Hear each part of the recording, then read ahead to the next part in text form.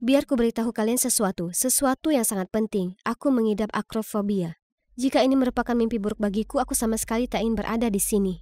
Oh, dan cowok yang berada di seberang sana itu Charlie. Dia pacarku, tapi aku sebenarnya tak suka dengannya seperti itu. Jadi, kalian mungkin bertanya bagaimana aku berakhir di sini. 200 meter di atas permukaan tanah dan hendak lakukan lompatan menakutkan ini?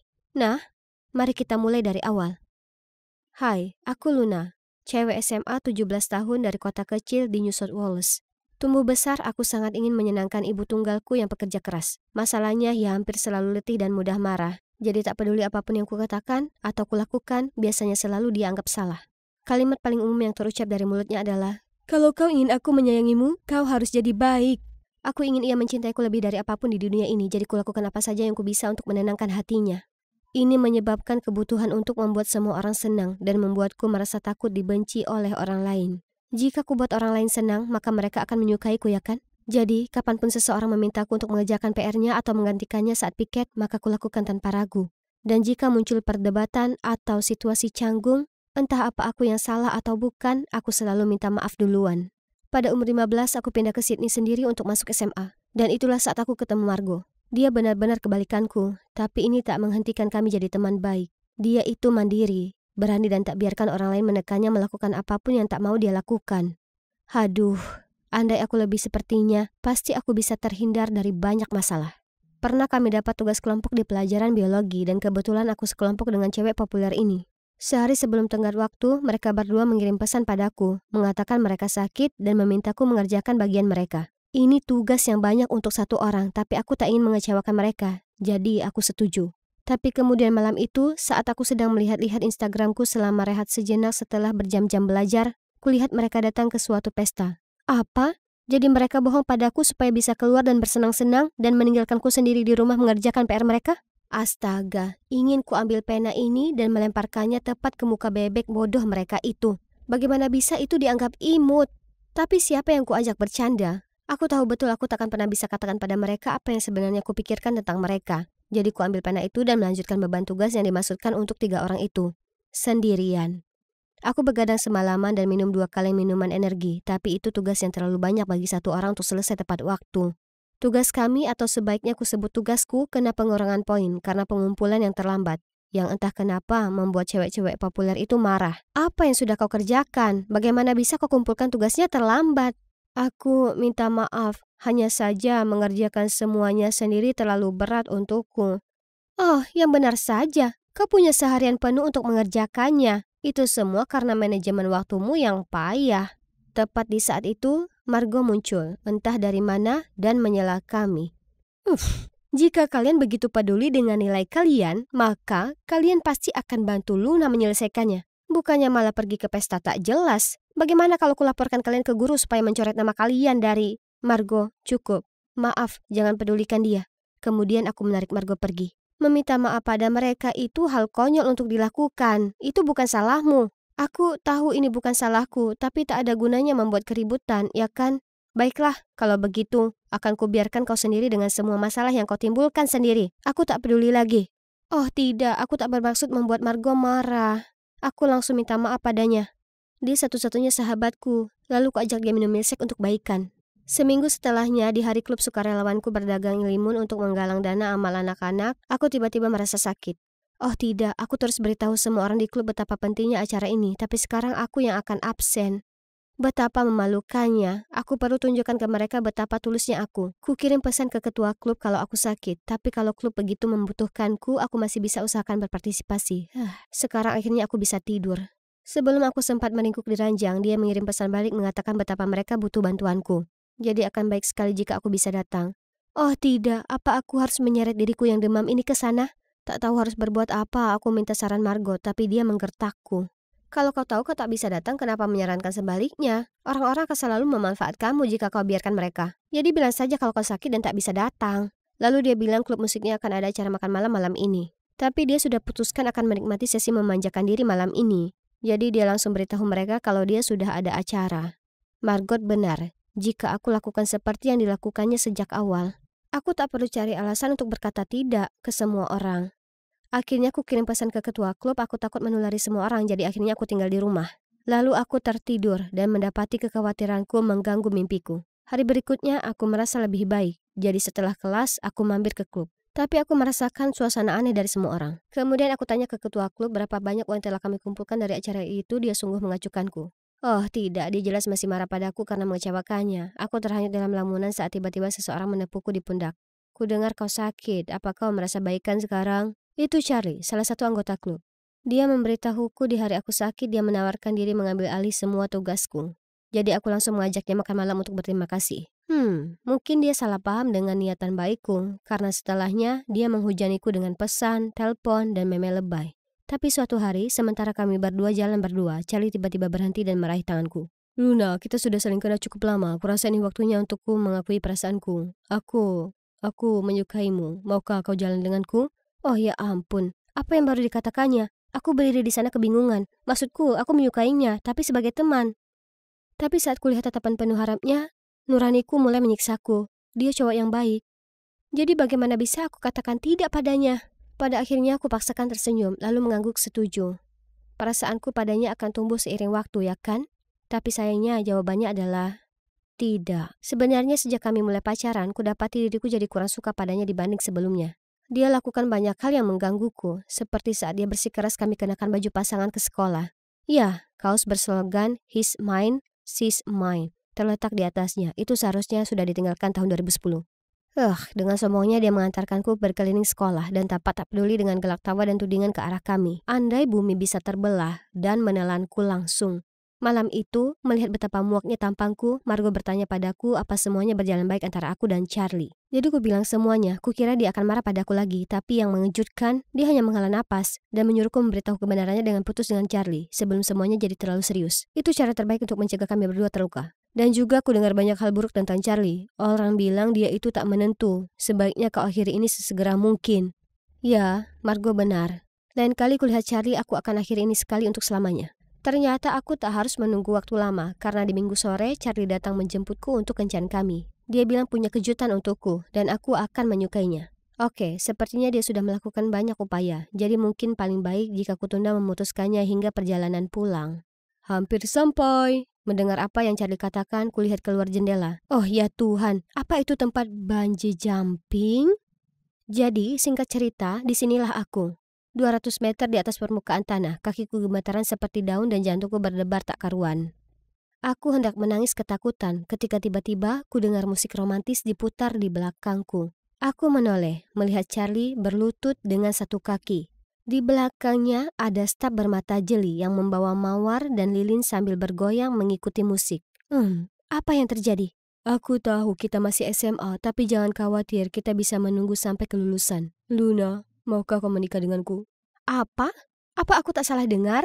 Maksudku, aku ini baru 17 tahun. Melihat wajahku yang kebingungan, Charlie segera berkata, aku tahu kita masih SMA, tapi jangan khawatir, kita bisa menunggu sampai kelulusan. Kemudian mari kita gelar pernikahan terindah langsung setelahnya. Ini gila, aku berdiri di sana, terpaku di lantai tak tahu harus berbuat apa. Dan melihat semua orang memandangku dan menungguku membuat aku semakin merasa tertekan. Aku sedang coba pikirkan semua ini saat Charlie memasangkan cincin ke jariku. Oh ya Tuhan, aku harus apa? Aku harus apa? Ya, dengan gaya klasikku, aku tak melakukan apa-apa. Tanganku yang bodoh membeku di tempatnya, dan pada akhirnya berakhir seperti ini. Tidak, aku tak bisa biarkan ini terjadi. Charlie, sebenarnya aku tak punya perasaan padamu. Aku hendak memberitahumu hari ini, tapi aku tak mengira semuanya berakhir seperti ini. Kau bercanda denganku, kan? Kalau kau tak menyukaiku, tak mungkin kau biarkan aku sematkan cincin itu sebelumnya. Jadi, ku jelaskan semuanya ke Charlie. Wajahnya jadi muram karena kecewa. Aku merasa sangat bersalah. Harusnya aku tegas dengannya sejak awal supaya tak satupun hal ini terjadi.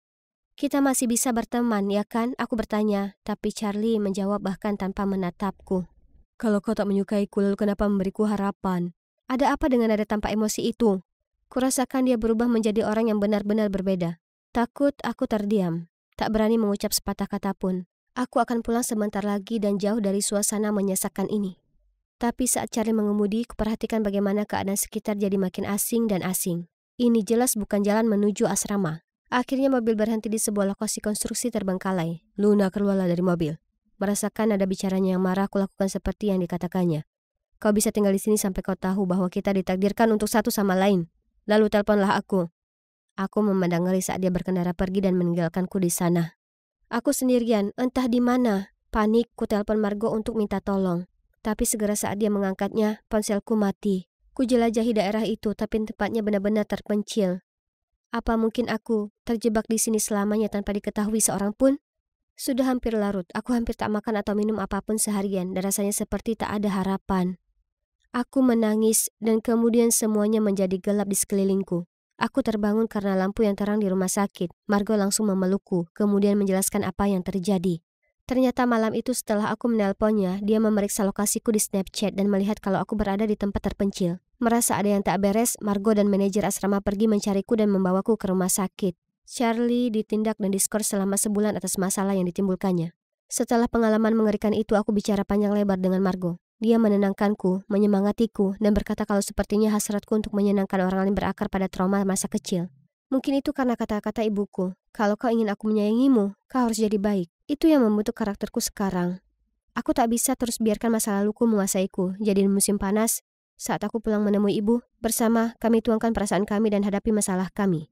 Aku akhirnya tahu kalau bersikap baik ke orang lain bukan hal yang buruk, tapi menyetujui sesuatu hanya untuk hindari kekecewaan orang lain bukan hal yang benar untuk dilakukan. Kini dengan bantuan Margo aku belajar sedikit demi sedikit untuk berkata tidak pada hal yang tak ingin, karena hidup ini jauh terlalu singkat untuk berkata ya pada semua hal, bukankah demikian? Wow, kue ini rasanya seperti surga. Kuulurkan tangan untuk mengambil satu lagi saat ku dengar eraman dari belakangku. Kusuruh kau jadi anggun, ya tidak? Kemudian ibu menarikku untuk menyapa pasangan berpenampilan intelek ini. Lagi mereka melihatku ke atas ke bawah lalu berkata, ku dengar kau adalah pianis berbakat. Kami ingin dengar kau bermain. Hah? Piano? Aku tak pernah main itu sebelumnya seumur hidupku. Sebelum aku bisa berkata apa-apa, ibu menimpali. Sayang, pergelangan tangan Pibi terkilir. Mungkin lain kali. Aku memandang ibu kebingungan. Bagaimana bisa ia berbohong seperti itu? Astaga. Bu, kenapa ibu bilang aku bisa main piano? Ya. Aku mungkin menyombong ke mereka kalau semua anak adopsiku itu luar biasa. Aku bisa berkata apa? Semua ibu membanggakan anak-anak mereka, ya kan? Dan ya, aku tumbuh besar di panti asuhan. Sebelum ibu menerimaku masuk ke keluarganya. Tempat ini cukup megah. Awalnya aku dapati tempat ini luar biasa. Dan akhirnya tersesat saat coba temukan kamarku. Untung ada beberapa saudara adopsi di sekitar yang menunjukkanku kemana harus pergi. Aku punya 10 saudara. Ya, yang kau dengar benar. 10. Itu seolah aku baru pindah dari satu panti ke panti yang lain. Hanya saja sudah tak yatim. Dan kami semua seumuran, yang mana tak lazim. Karena orang tua angkat seringnya memilih anak yang lebih muda. Mereka bilang anak remaja cenderung keras kepala. Belum lagi ayah angkatku tak pernah ada. Serius, aku bahkan tak bisa beritahu kalian seperti apa rupanya. Jadi hanya kami para cewek di sini. Aku sangat dekat dengan Collins. Dia itu beberapa tahun lebih tua dariku. Dan kami berbagi kamar tidur yang sama. Meskipun aku suka tinggal dengan ibu dan para saudariku, ibu menyuruh kami melakukan hal aneh seperti mengenakan pakaian murahan dan berjalan lurus. Parahnya, ibu memaksaku belajar main piano. Aku ini tak bakat musik sama sekali. Aku baru saja membuat kebisingan. Ia juga mengajariku cara makan dengan benar, tapi itu agak terasa seperti sesi pelatihan anjing. Aku hanya diizinkan makan saat ia memberi aba-aba. Dan pada saat aku baru terbiasa menggunakan peralatan makan itu, makanannya sudah habis. Tapi kurasa itulah cara bagaimana setiap ibu mengajari putrinya, ya kan? Dan sepertinya ibu tak lagi bisa bersabar mengajariku. Jadi dia memberikanku ke Colin, anak emasnya. Kami habiskan 1 jam tiap hari ngobrol bersama, atau lebih tepatnya, dia memberi petunjuk cara bicara yang benar. Colin bilang aku perlu mengontrol volume suaraku karena aku punya kecenderungan meneriakkan kata-kataku dan itu sangat tak anggun. Aku harus berbisik dengan volume yang sama sepertinya dan juga memilih kata dengan hati-hati untuk tunjukkan kepandaian dan keanggunan. Mungkin ini akan lebih mudah kalau aku tak usah berkata apapun mulai sekarang. Selain Colin, aku tak punya kesempatan mengenal saudariku yang lain, karena ibu membuat kami masing-masing mengejar kecakapan yang berbeda. Lalu kami harus tampil untuknya pada penilaian bulanan kami. Ibu secara garis besar sangat lembut dan penyayang, tapi terlalu tegas ketika menyangkut pelatihan. Jadi kami semua harus habiskan banyak waktu dan upaya dalam berlatih. Suatu hari aku sedang memahami lembar musikku saat ku dengar Lexi mengeluh. Kenapa ibu selalu memaksaku untuk lakukan misi mustahil ini? Sangat membosankan. Apa? Paling tidak skating itu 1000 kali lebih seru dibandingkan piano. Andai saja, sebuah ide muncul di kepalaku. Malam itu, aku pergi ke kamar ibuku dan dengan malu-malu berkata, Bu, Aku ingin pindah dari belajar piano jadi ice skating. Aku bisa tukar dengan Lexi. Apa? Tidak. Tapi kenapa? Lexi bahkan tak suka dengan ice skating. Ya. Itu karena aku bisa melihat potensi dari kalian masing-masing, jadi tak mungkin ganti.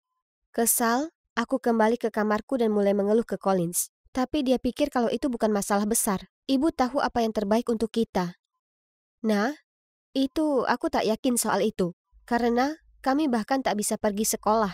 Karena ibu bilang homeschoolingnya sudah cukup. Sementara aku justru menganggap metodenya agak aneh. Kuimpikan kehidupan sempurna dengan ibu yang luar biasa. Tapi ibu tak pernah penuh kasih.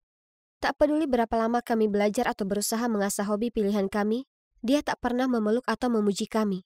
Bahkan Collins juga tidak, yang mana gadis terpintar di sini. Aku putus asa ingin membuat ibu terkesan, jadi suatu kali kuhabiskan waktu lama sekali membuat hidangan pembuka Portugis untuknya. Tapi yang dilakukannya hanya menggigit sekali dan berkata itu lumayan. Aku tanya apa ibu tak menyukaiku, tapi dia hanya menjawab dengan nada menggeram, kalau dia sedang membantu kami berada di posisi tinggi di masyarakat dan kehidupan yang cerah. Tapi aku tak perlu hal tersebut. Aku hanya ingin ibu menyukaiku. Tempat ini begitu sesak, dan satu-satunya saat aku bisa bernapas lega adalah ketika aku bertugas beli roti hari Jumat pagi. Lalu tiba-tiba ada yang menepuk pundakku, yang membuatku sangat terkejut sampai ku jatuhkan barangku. Hei, ini sungguhan kamu. Tapi, apa yang salah denganmu? Kenapa jalanmu aneh? Satu-satunya hal yang kulakukan dengan baik adalah membeli roti, dan sekarang kau mengacaukannya. Lihat. Jet menunduk untuk memungutnya untukku. Dia masih saja kasar seperti biasa, tapi aku masih tetap iri dengan jiwa bebasnya. Kami dulu pasangan yang sempurna di panti asuhan dan cukup memalukan untuk diakui, tapi aku dulu sangat nakal dan sering mencuri dengannya. Kau bisa mencuri lebih. Ingat trik kita? Aku harus beritahu kau 3 hal. Pertama, aku sudah diadopsi. Yang kedua, keluarga yang mengadopsiku kaya. Dan yang terakhir, aku ini dididik jadi wanita terhormat, jadi tak ada lagi mencuri. Itu konyol. Aku juga punya 3 hal untukmu. Aku juga diadopsi, orang tuaku sangat menyayangiku. Oh, dan mereka adalah polisi. Kami saling pandang dan tertawa terbahak-bahak. Jadi, kami berdua tertangkap, ya kan? Jet dan aku duduk di bangku taman terdekat untuk bertukar kabar. Lalu saat aku curhat tentang keluarga baruku, dia menyelaku. Kedengaran aneh buatku. Kenapa mereka hanya mengadopsi gadis remaja? Lalu pelajaran pelatihan dan evaluasi bulanan itu untuk apa? Kemudian, Jet bersikeras dia akan selidiki keluarga adopsiku. Itu konyol. Tapi ngomong-ngomong, senang bisa bertemu dengan seorang teman. Dan kami setuju untuk kumpul tiap hari Jumat setelahnya. Dan ini dia penilaian pertamaku. Tentu saja, aku bahkan tak bisa mainkan melodi sederhana. Jadi aku harus belajar 3 jam lebih lama setiap hari. Saudariku bahkan lebih menderita. Kingsley terpaksa tak makan karena dia naik 2 kilo daripada standar. Sebaliknya, Willow harus terus makan saat malam untuk naik 5 kilo. Kalau sampai sejauh ini, pastilah bukan semata hanya untuk berbangga diri sebagai seorang ibu, ya kan? Di hari Jumat selanjutnya, kuceritakan pada Jet mengenai penilaian mingguan yang lalu. Dengan tegas dia menyatakan bahwa ada masalah dengan keluargaku. Kurasa tidak, Jet. Ibu cuma mau yang terbaik untuk kami. Dengar, Bibi, kurasa dia sengaja melatih kalian.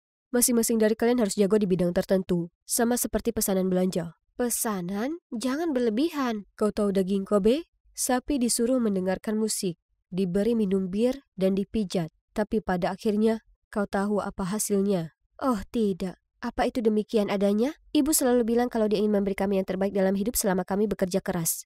Kami dites dan distempel seperti sapi-sapi itu. Suatu hari aku pulang mendapati Collins yang dengan bersemangat mengepak kopernya. Ibu bilang dia akan membawaku ke sekolah yang baru besok. Jadi Collins akan pergi? Tapi kemana? Aku akan merindukanmu sis, kirim pesan saat sampai. Tapi hari-hari berlalu tanpa kabar apapun darinya. Aku tanya ke ibu, dan ia bilang kalau jeripayah Collins terbayar. Dan dia diterima di sekolah bergengsi, tapi mereka punya aturan ketat tak boleh ada ponsel. Hah? Ini terdengar mencurigakan, jadi kuceritakan Jet dan dia bersikeras agar aku melaporkan kasus itu. Di Jumat yang lain, aku dan Jet bertemu di gereja dekat toko roti. Hah? Kenapa dia memilih tempat yang membosankan ini? Kupandangi sekeliling saat kulihat sekelompok gadis sekolah keluar dari gereja. Mereka semua pakai seragam kusam. Rambut mereka disanggul rapi. Dan semua berbaris dengan patuh. Kemudian di sanalah kulihat dia, Collins. Aku hendak bergegas menyapanya, namun tatapan mata wanita yang menemaninya membuatku takut. Itu tak benar. Aku harus tanya Collins apa yang terjadi. Jadi kuraih lengan Jet dan pergi mengejar kelompok itu. Tapi mereka masuk ke sebuah mobil hitam dan melaju pergi. Mungkin mereka memilih gereja ini sebagai tempat transaksi mereka. Pintar, ha? Mereka pakaikan semua dengan seragam sekolah, jadi takkan ada satupun yang curiga. Tapi melihat wajah-wajah itu, aku yakin mereka segera akan dikirim ke pasar gelap. Pasar gelap? Membayangkannya saja membuatku bergidik. Aku harus selamatkan Collins. Aku tak bisa biarkan ibu lari dari hal ini. Malam itu, aku berjinjit ke bawah untuk menguping. Oke, akan kuantar dia pekan ini. Benar, 173 cm, bisa ice skating, memasak dan melukis? Tentu saja. Aku sudah melatihnya sesuai kebutuhan. Kau tak akan kecewa. Jadi kesepakatan lanjut sesuai rencana, oke? Jumpa minggu. Itu dia. Pengiriman selanjutnya adalah Lexi. Kuperiksa kamarnya dan melihatnya mengemasi barangnya. Kebahagiaan yang polos terpancar di wajahnya. Aku segera mengirim pesan ke Jet dan dia langsung membalas. Tunggu saja di rumah dengan tenang. Jangan bertindak tanpa berpikir dulu. Akan kucari jalan keluar. Malam itu aku tak bisa menutup mata. Aku sangat ketakutan sesuatu yang buruk akan terjadi ke Lexi. Jadi esoknya pagi-pagi sekali, segera saat kulihat ibu dan Lexi masuk mobil untuk pergi, aku menyelinap, berbaring di sana tanpa suara, dan mengirim lokasi ke Jet. Mobil butuh waktu lama sebelum berhenti. Apa kami akhirnya sampai di lokasi transaksi? Saat kelihatannya aman, dengan hati-hati aku memanjat keluar dan melihat ibu bicara dengan wanita paruh baya yang tampak cerewet. Apa yang ibu katakan yang membuat Lexi sangat panik sampai terus mencengkram tangan ibu. Wanita itu menyerahkan amplop yang cukup tebal ke ibu, lalu meraih tangan Lexi dan menariknya pergi. Tuhan, di mana Jet? Aku tak bisa duduk diam saja seperti ini dan melihat saudariku dibawa pergi. Lepaskan Lexi. Sekarang. Bibi, apa yang kau lakukan? Hentikan. Ibu akan menjual kami, ya kan? Aku sudah tahu kebenarannya. Apa yang kau bicarakan, Bibi? Geram ibu menarikku pergi. Hentikan. Tiba-tiba dua polisi masuk, menyuruh semua orang mengangkat tangan. Di balik mereka ada Jet yang masih terengah-engah. Ternyata mereka orang tua angkat Jet. Tolong aku, ibu berusaha menjualku dan saudaraku. Melihat itu, wanita yang satunya dengan cepat menjelaskan. Tidak, pasti ada kesalahpahaman di sini. Aku hanya membantu Putri Giana daftar ke sekolahku. Kebingungan, mataku menatap dari ibu ke wanita lainnya, kemudian ke Jet. Di kantor kepala sekolah, ku ceritakan pada semua orang kenapa ku pikir ibu adalah pelaku perdagangan manusia. Mereka semua terkesiap kaget. Aku membuatmu berlatih sekeras itu hanya karena aku ingin kau masuk ke sini. Sekolah khusus putri paling bergengsi. Supaya kau dapat hidup yang lebih baik. Aku tak mau masuk ke sekolah ini lagi, Bu. Dia memberitahuku semua aturannya yang keras. Tempat ini menakutkan. Anda tak bisa memaksakan anak untuk melakukan itu. Anda mengadopsi mereka. Jadi Anda harus membuat mereka merasa aman dan dicintai. Bu Giana, ini adalah sekolah bergengsi dan tak butuh skandal Anda. Anda membuat saya percaya bahwa putri Anda berbakat secara alami yang kini terungkap adalah semuanya bohong. Saya tak akan terima anak Anda lagi mulai sekarang. Tidak. Mereka adalah anak-anak saya, mereka pantas dapat yang terbaik. Kemudian ia memohon ke kepala sekolah untuk menarik keputusannya, tapi dia menggelengkan kepala. Tiba-tiba ibu berteriak, "Kenapa? Aku hanya ingin mereka tak menderita sepertiku. Jadi apa yang salah dengan hal itu?" Kemudian tangis ibu pun pecah. Ternyata di masa lalu ibu jatuh cinta dengan seorang polisi. Tapi, menurutnya, karirnya akan maju jika ia memilih menikah dengan lulusan sekolah bergengsi ini saja. Ibu sangat mencintainya. Ia terus jadi simpanannya. Tapi meskipun dinafkahi penuh olehnya, ibu selalu merasa lebih rendah daripada istri sahnya. Terutama saat suaminya dengan bangga menyombongkan istri dan putri-putrinya yang pintar. Kemudian saat ia ingin membangun keluarganya sendiri, suaminya tak mengizinkannya. Pada akhirnya, dia putuskan untuk mengadopsi gadis-gadis dan melatihnya untuk menjadi hebat supaya mereka bisa masuk ke sekolah ini, tak peduli latar belakang mereka. Jadi itulah alasan kenapa dia lakukan ini pada kami. Aku harus akui, aku merasa agak kasihan padanya. Semua ini mungkin hanya untuk meringankan luka di masa lalunya. Tapi Bu, kami tak ingin masuk ke sekolah sombong ini. Kami hanya ingin ibu mencintai dan melindungi kami. Ibu minta maaf, ibu keliru. Ibu hanya berusaha membantu, ibu menyesal. Semua ini salah ibu. Lalu dia memelukku. Jadi pada akhirnya, aku dan para saudariku akhirnya punya keluarga yang benar-benar bahagia. Ibu tak lagi menyuruh kami lakukan tugas-tugas bodoh. Sebaliknya, ia membolehkan kami mengejar cita-cita kami sendiri. Sekarang kami semua masuk ke sekolah umum dan menjalani kehidupan remaja yang normal. Sungguh luar biasa akhirnya memiliki ibu yang hebat, para saudari yang mengagumkan dan juga sahabat yang luar biasa, Jet, yang semua berada di sisiku. Hari itu hari membosankan seperti biasa di toko kelontong. Aku sedang menyusun susu di kulkas saat Camilla, rekan kerjaku, datang dan berkata, "Laila, kau harus membantuku. Aku ada kencan besok malam, tapi aku sibuk. Apa bisa kau saja yang pergi?" Tunggu, apa? Aku bahkan tak kenal teman kencanmu, lagi pula aku ini punya pacar. Lincoln, ingat? Kemudian dia mulai jelaskan padaku tentang layanan kencan ini, dan dia meyakinkanku itu 100% resmi. Kebanyakan hanya pria kesepian yang butuh ditemani. Yang harus kulakukan hanya ngobrol dengan mereka dan tentu saja ada aturan ketat, tak boleh pelukan atau ciuman. Dan di akhir kencan mereka akan membayarku. Tidak, terima kasih. Tak mungkin aku akan lakukan itu. Setelah shiftku, aku pulang ke rumah melihat ibu kosku berdiam di depan pintuku. Dia mulai memakiku kalau aku masih hutang padanya uang sewa senilai 5 bulan. Dan jika aku tidak membayarnya akhir pekan ini, dia akan mendepakku. Aku memohon padanya untuk memberiku lebih banyak waktu, tapi tiada guna. Ya Tuhan, harus bagaimana? Di mana bisa ku dapat uang sebanyak itu dalam waktu singkat? Oh, tunggu dulu. Bagaimana dengan layanan kencan Kamila? Sepertinya aku tak punya pilihan lain, jadi ku telepon dia dan setuju untuk pergi kencan. Jadi, disinilah aku di malam kencanku yang aneh. Ku kenakan gaun paling sederhana yang bisa kutemukan. Oh astaga, tentu saja aku merasa gugup. Aku tak punya ide harus berkata dan berperilaku bagaimana. Oh, itu pasti dia. Ya Tuhan, Kamila, bagaimana mungkin dia lupa sebutkan kalau pria itu berumur 50-an? Orang akan mengira dia sugar daddy-ku. Tetap fokus Leila. Aku tak bisa mundur sekarang karena tempat tinggalku bergantung hal ini. Jadi, perlahan ku dekati pria itu. Awalnya dia tampak terkejut. Itu jelas, maksudku dia menunggu Kamila. Kujelaskan situasinya padanya, dan dia tak marah atau apa. Dia hanya tersenyum padaku dan kami mulai ngobrol. Namanya Tuan Hall, dia kehilangan istrinya 2 tahun lalu, dan sejak itu dia selalu merasa kesepian dan perlu seseorang untuk diajak bicara. Itulah kenapa dia mulai gunakan layanan ini. Dia sebenarnya cukup mudah diajak bicara. Sehingga malam berlalu dengan cepat tanpa ada masalah. Setelah kencan itu dia memberiku sebuah amplop dan mengatakan padaku betapa dia berterima kasih padaku untuk mendengarkan keluh kesahnya. Aku ingin sekali pulang dan membuka amplop itu. Tapi kemudian dia mulai bicara tentang anaknya yang patah hati. Tiba-tiba dia tanya padaku apa aku mau ngobrol dengannya. Jelas, ku tolak karena ini hanya sekali untuk membantu Kamila. Lagi pula, aku punya pacar, yang mana dia akan sangat geram jika sampai tahu soal ini. Hari berikutnya ku bayar ibu kos 2 bulan uang sewa dan memastikan padanya aku akan menyerahkan sisanya segera. Tapi yang mengagetkan, dia hanya membentakku dan memaksaku membayar semuanya sekaligus. Ya, kurasa disinilah aku sekarang, di sebuah kafe, menunggu Tuan Hall dan anaknya. Oh, itu dia. Dan itu pasti anak laki-lakinya.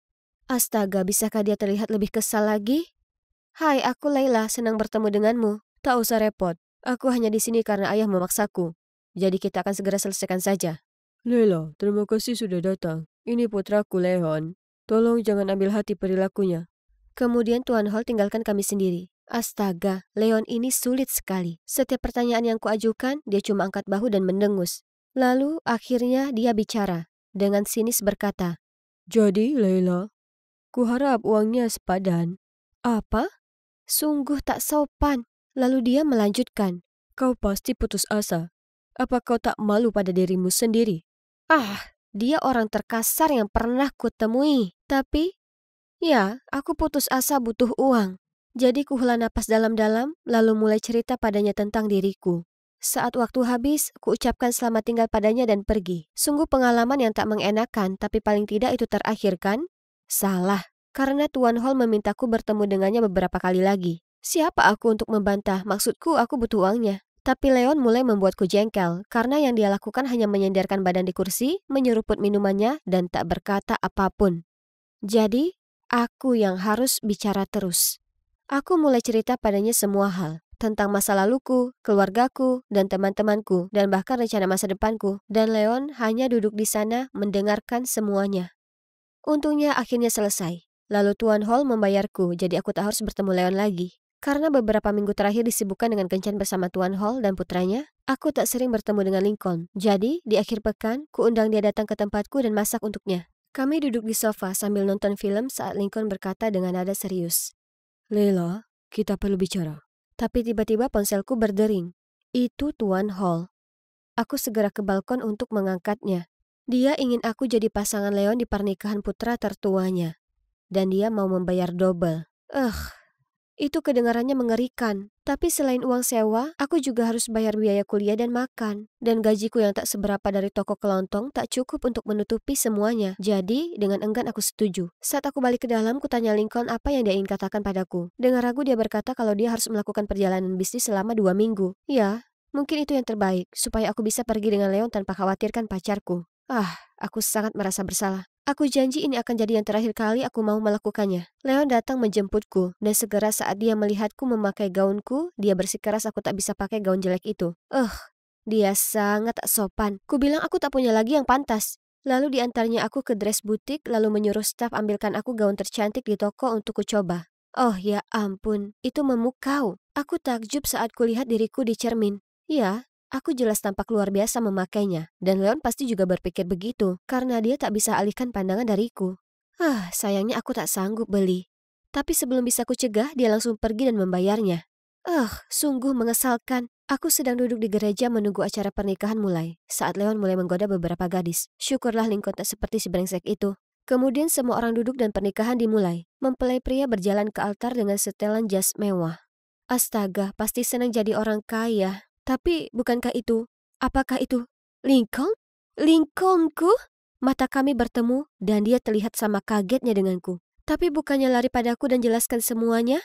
Dia hanya mengacuhkanku dan melanjutkan pernikahan. Aku harus lihat mereka mengucap janji, bertukar cincin, dan berciuman. Kurasa aku akan segera pingsan. Kemudian di resepsi pernikahan, Leon menyeretku mendatangi Lincoln dan memperkenalkanku sebagai pacarnya. Sungguh canggung. Dan segera ada cewek cantik yang alihkan perhatian Leon lagi. Jadi dia mengejarnya. Lalu Lincoln langsung menarikku ke tangga. Kenapa kau di sini dengan adikku? Kau selingkuh dariku selama ini? Serius? Bagaimana denganmu? Bukan aku yang baru saja menikah. Biar kujelaskan, ini tak seperti kelihatannya. Tepat di saat itu, Leon muncul dan bertanya kenapa kami bicara di sini. Aku mengarang cerita sedang mencoba menemukan kamar kecil. Kemudian kukatakan pada Leon, aku pusing dan memintanya mengantarku pulang. Ini sangat membingungkan. Bagaimana bisa pacarku yang sempurna sekarang menikah dengan orang lain? Dia terus mengirim pesan padaku mengatakan dia ingin bertemu dan bicara. Kurasa paling tidak aku perlu mendengar darinya. Hari berikutnya aku bertemu dengannya di museum, di mana kami kencan pertama kali. Jadi istrinya, Sandra, adalah anak dari pebisnis berpengaruh yang memiliki salah satu perusahaan terbesar di kota. Perusahaan keluarga Lincoln terjerat hutang besar, jadi ayahnya memaksanya untuk menikahi Sandra demi menyelamatkan perusahaan. Percaya padaku saat ku bilang aku tak punya perasaan apapun ke Sandra. Itu hanya bisnis. Aku hanya mencintaimu. Tolong jangan tinggalkan aku. Aku janji segera setelah perusahaan kembali normal, aku akan layangkan gugatan cerai. Ya, aku tahu kalian mungkin mengira aku gila. Tapi aku juga masih mencintainya. Lagi pula, jika pernikahan itu cuma sementara supaya bisa menyelamatkan bisnis keluarganya, maka itu dapat dipahami ya kan? Dia mengucapkan selamat tinggal lalu pergi. Tapi setelahnya, Lincoln berubah. Tiap kali ku kirim pesan dan menelponnya, dia memberitahuku dia sibuk dan akan menelponku balik, tapi tak pernah dilakukannya. Kurasa kehidupan rumah tangga menyibukkannya. Seolah ini belum cukup membuat frustrasi, aku harus berurusan dengan Leon. Dia terus muncul ke tempatku dan menggangguku. Suatu kali dia muncul sambil mabuk mengeluh soal mantannya yang baru saja dinikahi orang lain. Ya, jelas ini jauh lebih buruk daripada pacarku saat ini yang baru menikah. Aku berusaha mengusir dia keluar, tapi dia sudah terlelap di sofaku. Esok paginya aku ke dapur dan lihat Leon memegang fotoku dan Lincoln dan bertanya kenapa kami berdua di foto itu. Jadi aku hanya mengangkat bahu dan jelaskan kalau kami adalah pasangan. Leon mulai tertawa dan menyebutku bodoh.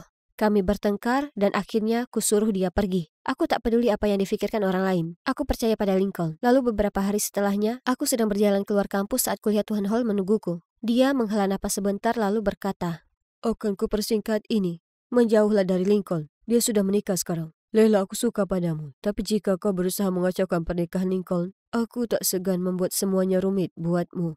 Oh ya Tuhan. Aku tak percaya Leon adukan aku. Dasar bayi besar. Diliputi amarah, ku keluarkan ponsel dan ku omeli dia. Oh ya Tuhan, aku tak percaya kau cerita ayahmu soal aku dan Lincoln. Kau ini sungguh brengsek. Biarkan kami sendiri dan urusi urusanmu sendiri. Jika kau percaya Lincoln, maka itu salahmu. Tapi dia tak sepolos kelihatannya. Dia dan ayah akan lakukan apapun untuk perusahaan. Apa maksudnya itu? Kututup teleponnya tanpa biarkan dia berkata-kata lagi. Si brengsek ini bahkan tak coba menutupi tindakannya.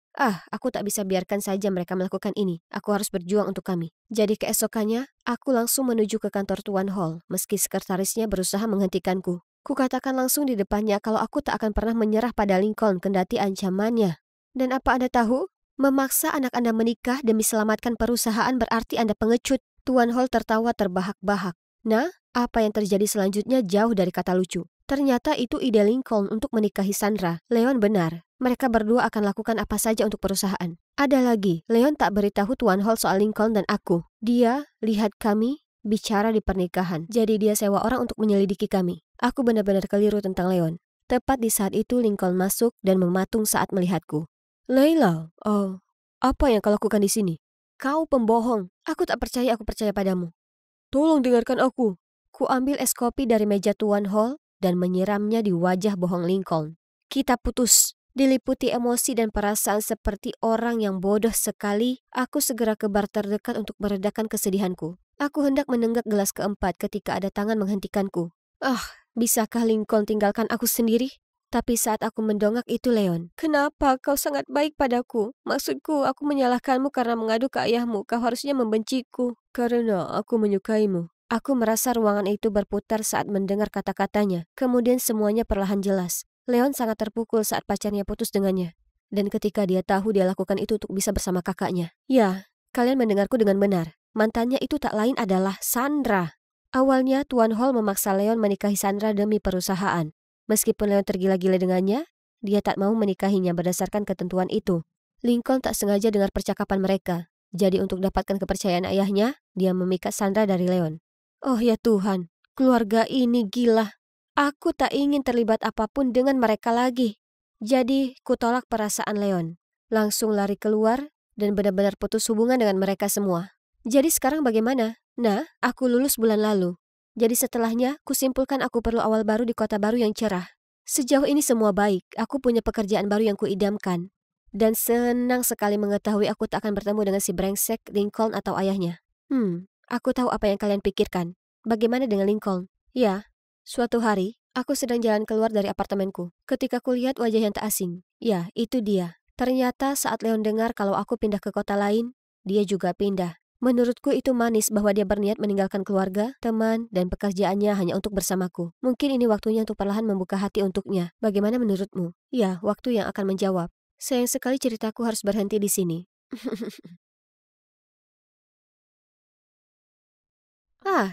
Ini dia. Terima kasih Tuhan, akhirnya kutemukan juga.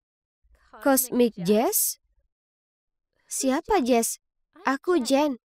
Kau Cosmic Jazz. Admin dari kotak surat astrologi rahasia. Berhentilah berpura-pura, aku tahu ini kau. Aku sudah baca buku catatanmu. Analisa astrologimu luar biasa. Kau benar-benar paham dengan tugasmu soal cowok yang kukatakan padamu ingin kutaklukkan. Kau ini idolaku. Hah? Oh, ternyata cewek seksi kami si Keira ini, dia cewek aneh yang bertanya padaku, atau sebaiknya ku sebut aliasku Cosmic Jazz, untuk membantunya merayu para cowok? Tapi dari semua orang, kenapa harus dia yang tahu tentang identitasku? Dia tahu terlalu banyak. Ayo kita berteman, oke? Aku akan menjaga rahasiamu. Aku janji. Oke, tapi tak ada yang boleh tahu soal ini. Persahabatan rahasia. Aku paham. Ini permintaan pertemanan atau sebuah kontrak? Aku seharusnya tak berteman dengan cewek seksi penghuni di sini, tapi sepertinya aku tak punya banyak pilihan. Jika sampai ada yang tahu kalau aku ini Cosmic Jazz, maka aku akan didepak dari grup admin astrologi. Hei, kau ini buta atau apa? Kau tak lihat jalan? Ku ambil bukuku dengan diam. Lebih baik aku tak terlibat dengan si pencari perhatian ini. Aku hendak pergi saat Rebecca meraih tanganku. Kau tak bisa pergi begitu saja. Kau rusakkan layar iPhone baruku. Jadi aku mau tahu apa yang akan kau lakukan soal itu. Kepalamu itu untuk pajangan atau apa? Karena kau bertingkah seperti anak manja tak punya otak. Apa kau lihat?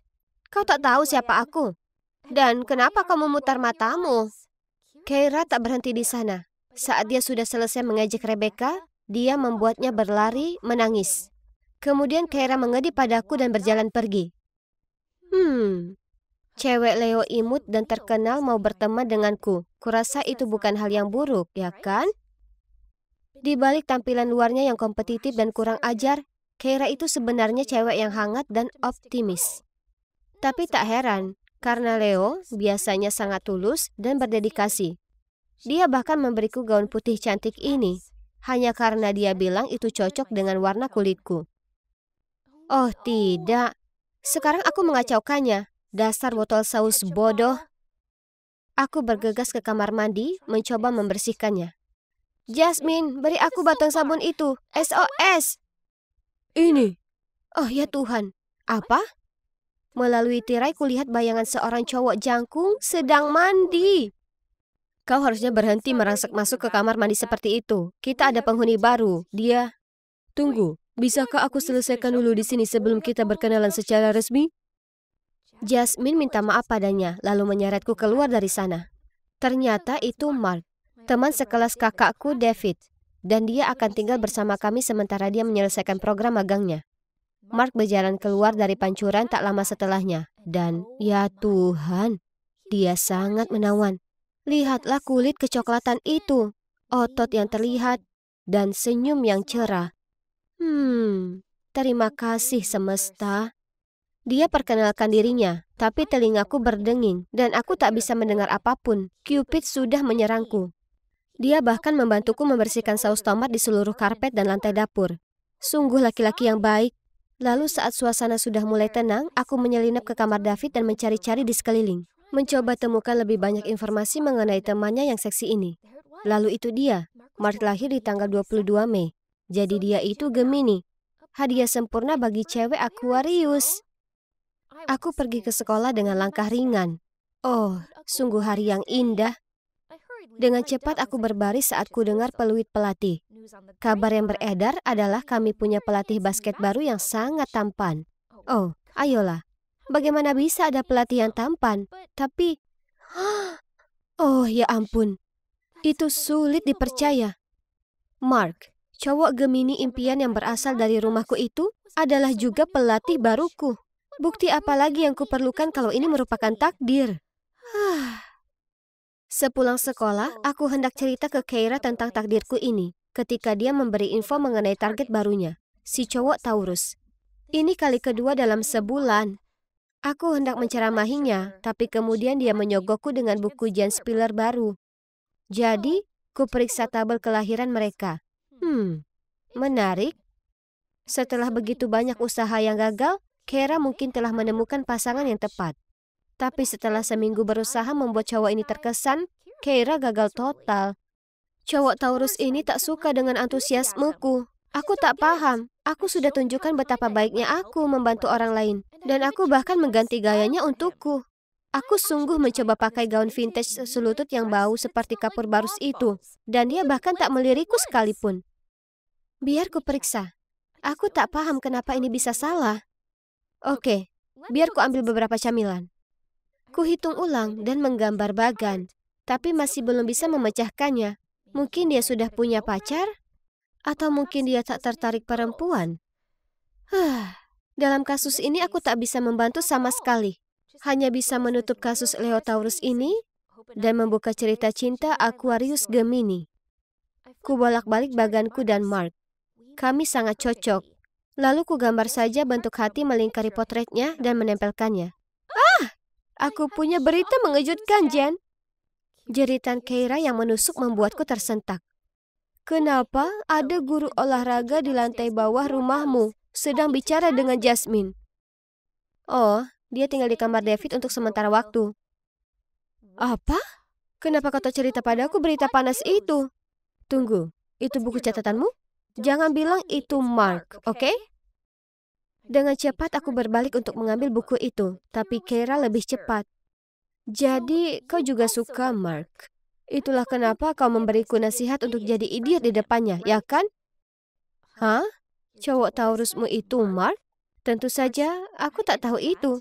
Maksudku, dia bahkan bukan seorang Taurus. Ya, dia Taurus. Tapi kau sudah tahu ini. Sekarang kau coba mengelabuiku dengan informasi kelirumu supaya kau bisa cari tahu lebih banyak tentangnya. Jika kau mau, aku akan tinggalkan dia untukmu. Aku tak sebutuh itu. Tak sepertimu. Tak bisa dipercaya. Kau sungguh berpikir kau akan bisa temukan para mantan pacarmu itu tanpa saran dariku? Jelas, aku ini cantik. Kau hanya bantu aku mempercepat semuanya. Cantik tapi membosankan. Kepribadian yang memenangkan hati para cowok itu aku yang membentuk. Itu bukan kau yang sebenarnya. Membosankan? Beraninya kau. Akan kutunjukkan padamu betapa jauhnya aku dari kata membosankan. Keira kemudian pergi. Oke, baiklah. Dia tinggal di dunia khayalan tentang dirinya sendiri. Sungguh delusional. Aku tak perlu seorang teman yang tak masuk akal. Di waktu yang sama, kuterima banyak sekali pemberitahuan di kotak surat rahasiaku. Oh tidak, foto dan infoku bocor di forum. Aku langsung masuk ke akun administrator. Anonimitas adalah peraturan nomor 1 di grup, jadi sekarang mereka telah mendepakku. Pekerjaan favoritku, para penggemarku. Keira, itu sudah keterlaluan. Baiklah, kau mau main kotor, akan kutunjukkan yang kotor. Ini sudah waktunya daftar panjang pacar Keira dipublikasikan di forum sekolah. Keira si pemakan segala adalah panggilan baru yang para murid sematkan padanya. Oh ya sudah, itu salahnya sendiri karena menggoda 11, tidak, 12 cowok hanya dalam setengah tahun. Apa dia berusaha mencari pacar dari setiap zodiak atau bagaimana? Mari kita akhiri ini. Ini karena Mark, kan? Kau tak akan miliki dia. Dia milikku. Baiklah, kalau kau bisa memenangkan hatinya dalam sebulan, maka aku akan minta maaf karena bohong soal koleksi pacarmu. Jika tidak, kau harus tulis postingan menyatakan kalau aku bukan Jess. Oke, pegang kata-katamu sendiri. Keira itu cewek kompetitif, tapi dalam pertarungan ini, aku pasti akan menang. Maksudku, ayolah. Dia bahkan tak bisa dapatkan tanda bintang Mark yang benar. Meski dia koki yang buruk, Keira masih mencoba mengirim kue-kue menjijikkan yang dibuatnya untuk Mark. Tapi tentu saja, Markku membuangnya ke tempat sampah setelah gigitan pertama. Dia juga pura-pura pingsan dan jatuh ke pelukannya tiap pelajaran basket. Mark terlihat sangat tak nyaman. Sungguh tak heran, mengingat dia itu 100% Gemini, bukan Taurus. Jadi akting cewek rapuh itu tak akan berhasil padanya. Sedangkan hubunganku dengannya, ya, itu berjalan dengan baik. Dan terima kasih berkat tanda bintang kami yang telah ditetapkan, yang harus kulakukan hanyalah menjadi diri sendiri. Contohnya, pada malam lalu, saat aku kebetulan menyebut ada bintang jatuh, dengan antusias dia mengajakku dan Jasmine pergi melihatnya. Kemudian minggu lalu, dia mengundangku dan Jasmine ke peternakan seorang teman, yang mana sangat asik. Kulihat tatapan menawan yang diberikannya padaku. Jadi andai Jess tak ada di sana, dia pasti akan mengutarakan cintanya padaku. Dan itu benar bahwa tak perlu kutunggu lama, karena malam itu, tiba-tiba ku dengar ada ketukan di pintuku. Manis sekali, ditinggalkannya 2 tiket nonton untukku. Rasakan itu Keira, aku tahu aku akan menang kali ini. Aku berencana sekali mengambil foto kami berpegangan tangan di bioskop dan mengirimnya ke Keira. Malam berikutnya, tak kulihat Mark di rumah. Jadi kurasa dia ingin aku menemuinya di bioskop. Ini sangat romantis. Aku ada di bangku yang tepat, tapi dia belum ada di sana. Jantungku berdetak sangat kencang sampai kukira akan meledak. Saat filmnya dimulai, lampu dipadamkan. Dan saat itulah ada yang mendekati baris tempat dudukku. Dengan gugup aku pura-pura menatap layar saat dia datang duduk di sebelahku. Kenapa kau di sini? Lebih ke apa yang kau lakukan di sini? Kami berdua menonton keseluruhan film bersama dengan amarah dan ketidaksabaran. Siapa yang mengatur semua ini? Kami bergegas keluar dari bioskop untuk melihat Mark. Hanya saja, dia sedang bergandengan tangan dengan seorang cewek. Jasmine? Kami mengejar mereka, tapi Jasmine hanya mengangkat bahu dan tersenyum. Jadi, selama ini dia berusaha memenangkan hati Jasmine, bukan aku. Kemudian dia berjalan ke arah kami dan memberiku kartunya. Sana belilah es krim, pizza, apa saja. Bersenang-senanglah, aku dan Jasmine akan kembali nanti. Apa itu tadi? Kuperhatikan kartu kredit itu dan terkesiap saat kulihat tanda Timin di sudut kartu. Bagaimana aku lupa kalau Gemini punya banyak kepribadian? Timin adalah pendiri kotak surat astrologi. Siapa yang kira kalau pemimpin grup ini adalah seorang guru? Orang yang tinggal bersamaku, pacar saudariku, gebetanku, dan bahkan gebetan sahabatku. Keira memberiku tatapan menenangkan. Sekarang kami berdua bertepuk sebelah tangan. Tapi sesuai gaya Leo, Keira sudah menyiapkan mangsa berikutnya. Jangan sedih, ini hanya tes lain. Menurutmu apa zodiak cowok itu? Dia cukup tampan dan dia pasti seorang Libra, ya kan? Aku tertawa kecil lalu menyandarkan kepala di bahunya. Mark, atau sebaiknya aku sebut Timin, membuatku sadar kalau sebelum aku bisa berharap temukan pasangan impianku, aku perlu membuat beberapa kesalahan terlebih dahulu. Aku mungkin belum temukan cinta, tapi ku dapatkan kembali temanku. Jadi itu cukup berarti, bukan? Paling tidak tes persahabatan ini berhasil. Ibu, kemari dan lihat apa yang Agnes perbuat ke bajuku. Oh tidak, sekarang bagaimana? Lihat ini, Bu. Bajunya lecek. Ini semua salahmu. Ku bilang padamu kalau ini harus dicuci dengan tangan. Itu artinya gunakan tangan. Oh, jangan menangis, sayang. Aku akan membelikanmu yang baru. Kau bisa berikan itu ke Agnes. Sekarang ini milikmu. Baju baru. Senang kan? Apa bisa kita pergi sekarang, Bu? Kemudian kita makan pizza setelahnya. Aku sangat lelah dengan hidangan berkelas Agnes yang mewah. Tentu saja, sayang. Ya, aku tahu itu. Pasti terlihat seperti adegan dalam Cinderella, ya kan? Hanya hal seperti itu terjadi sehari-hari di rumahku. Jika aku diadopsi, maka akan lebih mudah untuk paham kenapa ibuku lebih menyukai adikku dibandingkan aku. Tapi tidak. Aku juga merupakan anak kandungnya. Tumbuh bersama Jenna sebagai kakak perempuanku merupakan mimpi buruk. Dia selalu jadi anak emas, sementara aku diperlakukan seperti duri dalam daging. Jika ada yang rusak, maka aku yang disalahkan. Saat Jenna mencuri barang-barangku, maka ibu hanya berkata seharusnya aku tersanjung. Kemudian ada pesta ulang tahun. Selama bertahun-tahun Jenna mendapatkannya. Tema peri, pesulap, kebun binatang peliharaan, dan menara cupcake. Sedangkan aku, yang kudapat hanyalah kartu ucapan dan uang $20 lecek di dalamnya. Sama halnya dalam belajar. Jika dia memecahkan rekor nilai D dengan satu nilai C, ibu menghadiahinya perhiasan dan makeup. Aku, hanya satu C dari nilai A sempurna seperti biasa dan ibu akan berkata, "Oh, kenapa aku bahkan berharap terlalu tinggi?" Terkadang aku bertanya, apa semua keburukan ini karena Jenna selalu cantik dan populer? Dia pada dasarnya versi mini ibuku. Sementara sepertinya aku lebih tertutup, dan aku tak terlalu mirip ibuku. Bagaimanapun juga, meski tinggal di rumah yang penuh kegelapan dan ketidakadilan, aku masih punya hasratku sendiri, yaitu kuliner.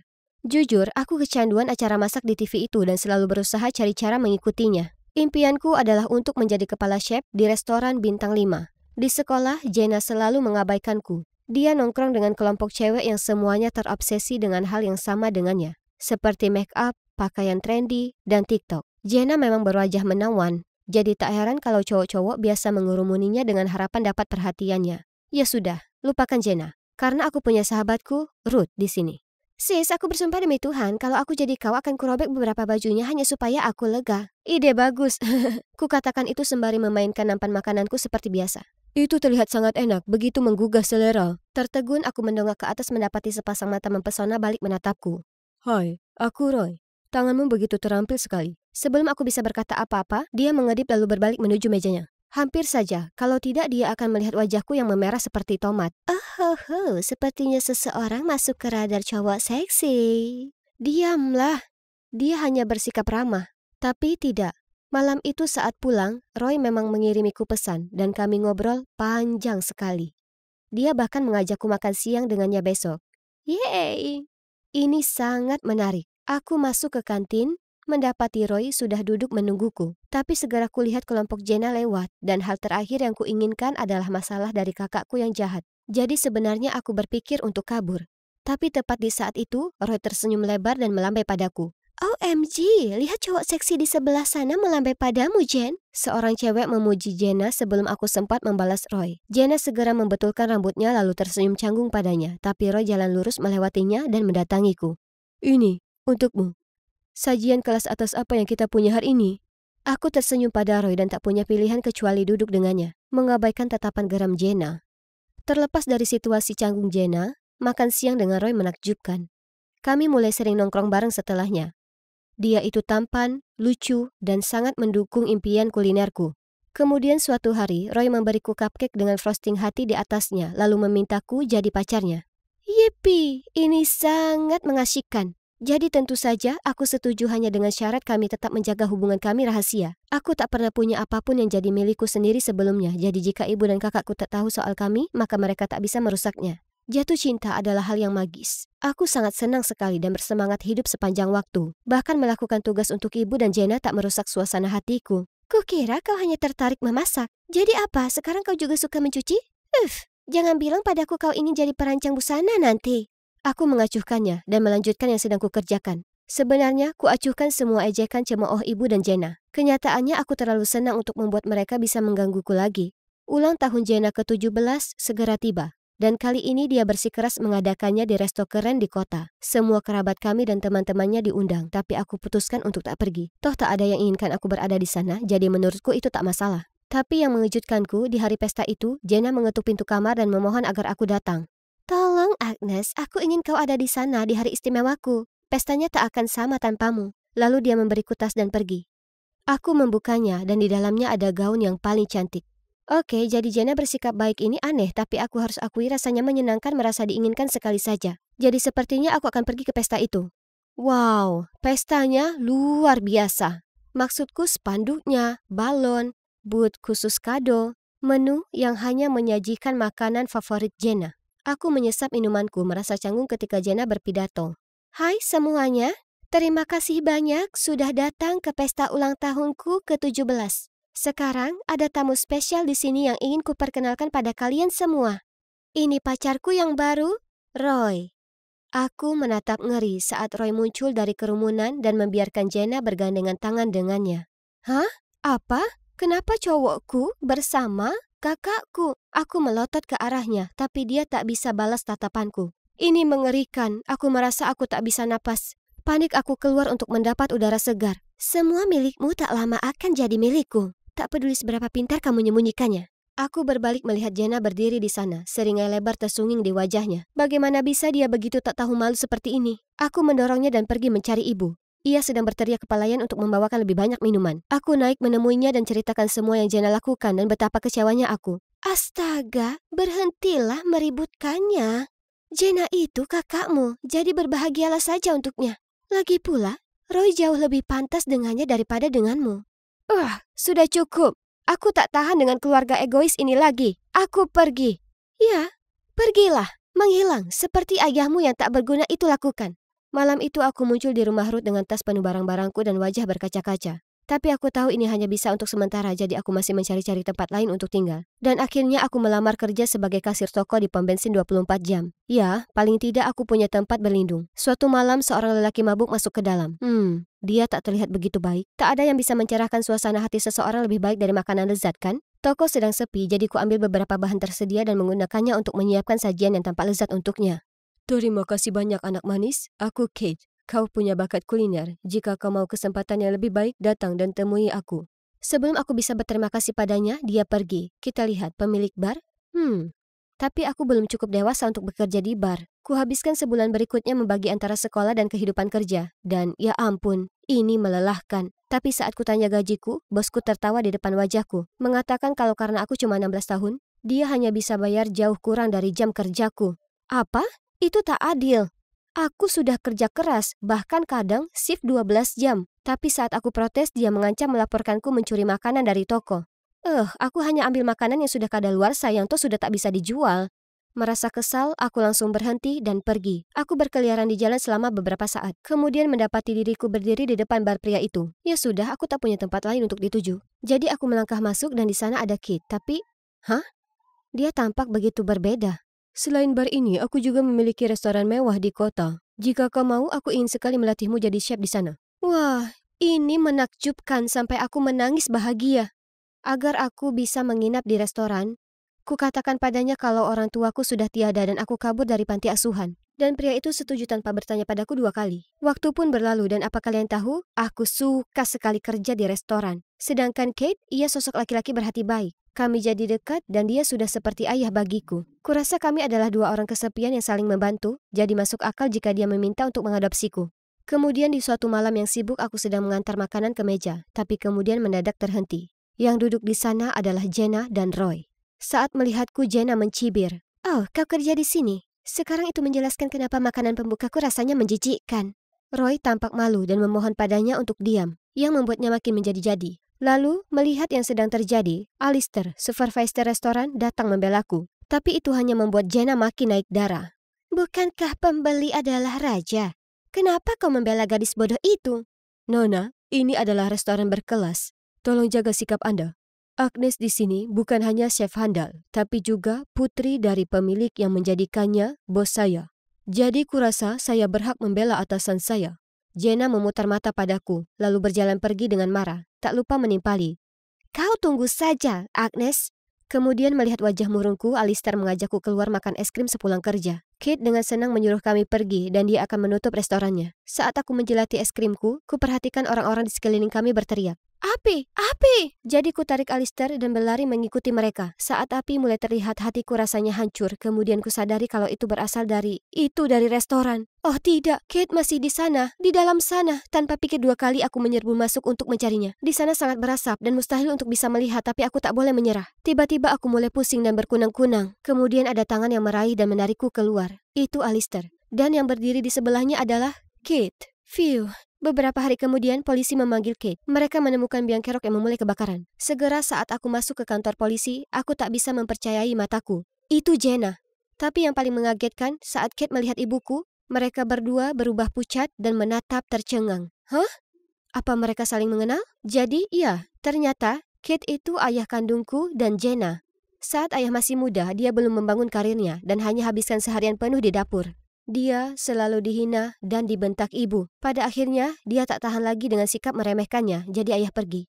Hanya saja tanpa sepengetahuannya, ibu sedang mengandungku saat itu. Jadi cerita yang ia katakan soal ayah kabur dengan simpanannya itu semua bohong. Aku paham sekarang. Dia membenciku karena aku ikuti jejak ayah, bukan dirinya. Segera saat Jenna sadar dia ayah kami dan dia kaya, Jenna menampilkan akting manisnya dan memohon agar ayah menjadi ayahnya lagi.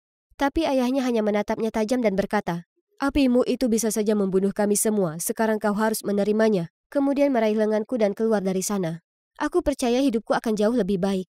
Tapi aku tak pernah membayangkan akan menjadi sebaik ini. Sekarang ku miliki ayah yang luar biasa, pekerjaan yang kusenangi dan orang-orang yang pada dasarnya peduli padaku yang berada di sisiku. Ini menunjukkan bahwa segala sesuatu pada akhirnya akan berjalan dengan sempurna.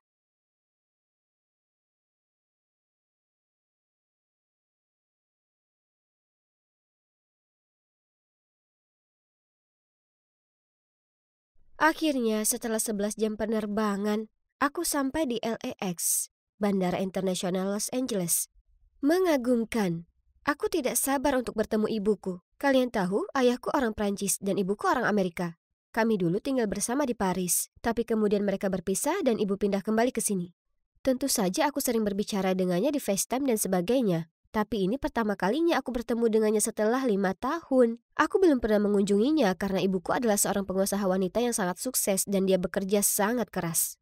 Itu berarti dia tidak punya waktu untuk memberiku perhatian yang kubutuhkan.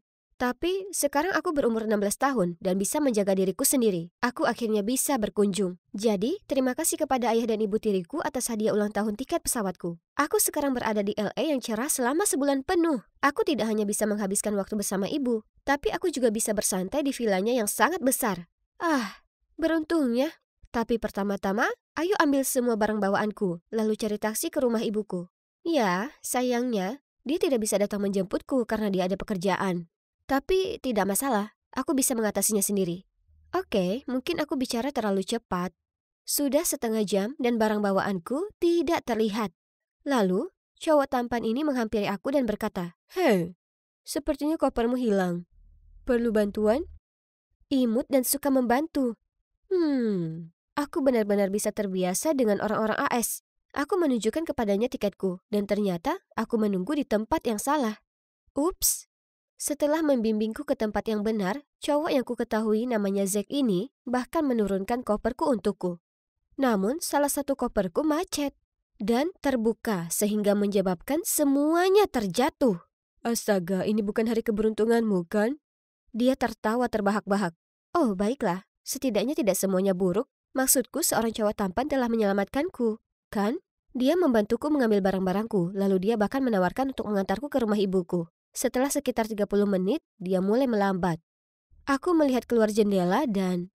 Oh my God! Ini adalah villa paling cantik yang pernah ada. Kolam renang, lapangan tenis, pohon palem, persis seperti rumah bintang film. Aku sedang ternganga memandangi villa, ketika tiba-tiba aku mendengar suara mesin mobil. Karena kaget, aku berbalik dan melihat Zack menjauh. Koperku!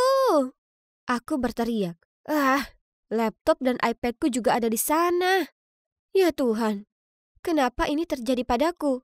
Dan pada hari pertamaku di AS. Setidaknya aku masih membawa ponsel dan paspor. Jadi aku segera menelpon ibuku. Tak perlu dikatakan, aku sangat kacau ketika dia tiba. Siapa sangka pria berpenampilan baik seperti itu ternyata adalah seorang pencuri. Ngomong-ngomong, ibuku bisa membelikanku baju dan barang baru dan aku masih bisa bersenang-senang di vilanya. Kan? Ibu membawaku ke kamarku dan menyuruhku istirahat. Setelah bencana itu, aku sangat kelelahan. Jadi aku segera tertidur di tempat tidur paling nyaman yang pernah ada.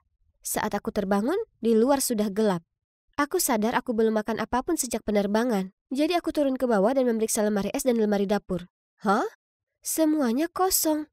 Aku masih mencari-cari di dapur ketika ibuku kembali membawa burger. Sayang, aku baru pulang dari perjalanan bisnis kemarin. Jadi aku belum sempat pergi berbelanja. Ayo makan fast food saja hari ini, oke?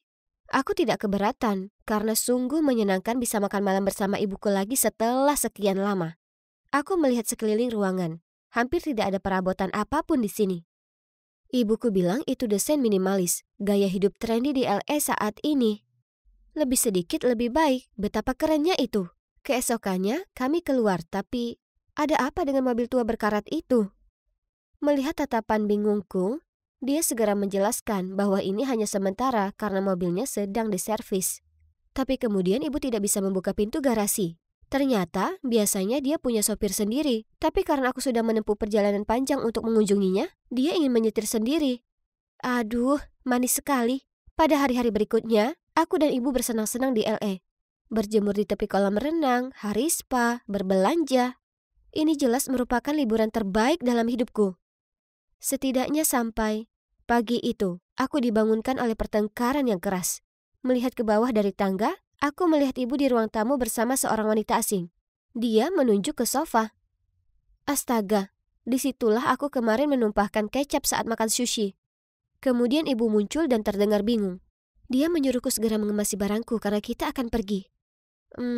Bu, apa ada yang salah? Oh, tidak apa-apa sayang. Hanya saja sofa kotor, jadi ayo kita suruh seseorang membersihkan seluruh villa. Wah.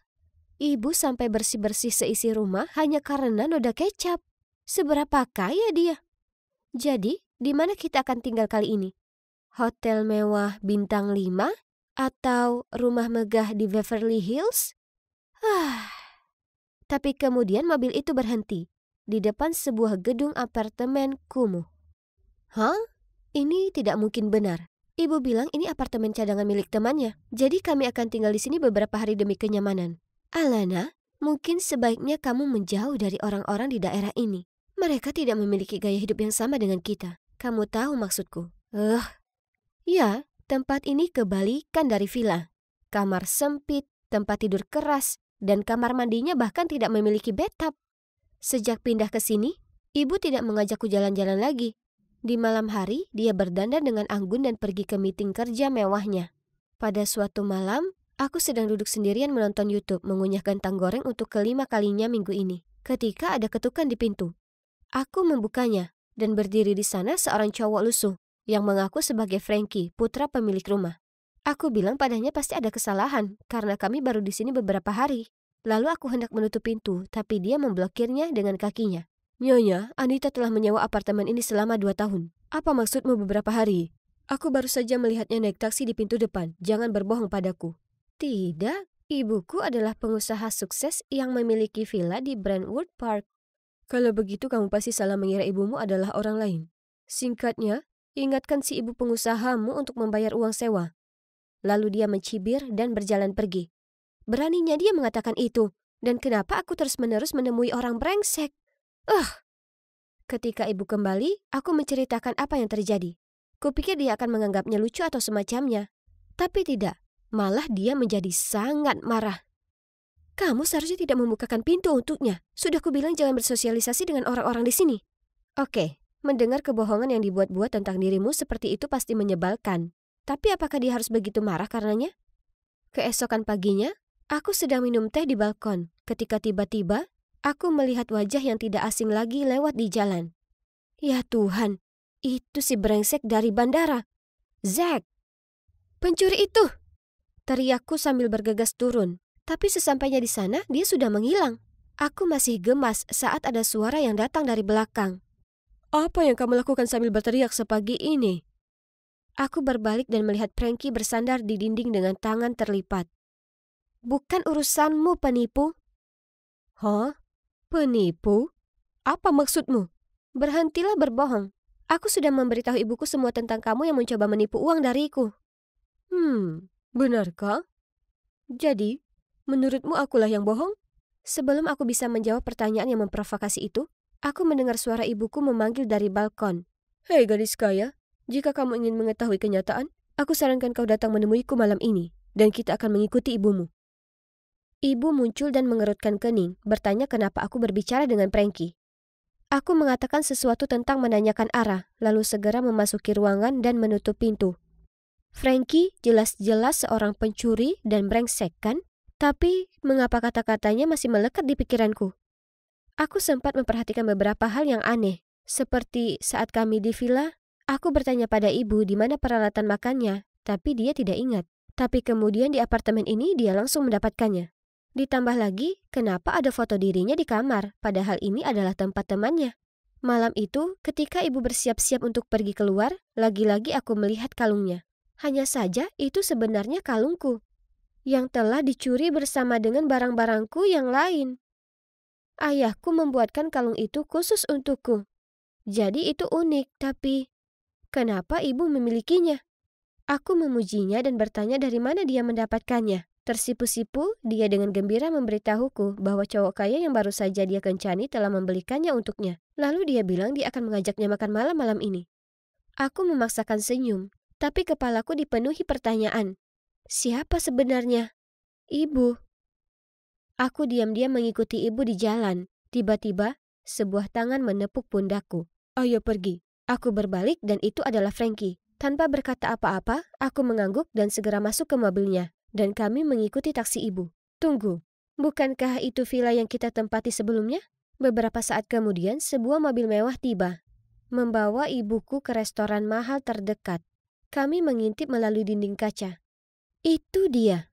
Ibuku sedang duduk di sana, tersenyum dan berbicara dengan seorang cowok berjas. Apakah dia berpura-pura tinggal di villa itu untuk menipu cowok itu? Apakah ibuku seorang cewek matre? Aku tidak bisa menontonnya lagi, jadi aku menarik lengan Frankie. Tapi anehnya, dia tampak sama terkejutnya denganku. Bukankah ini idemu? Jadi kenapa wajahmu pucat?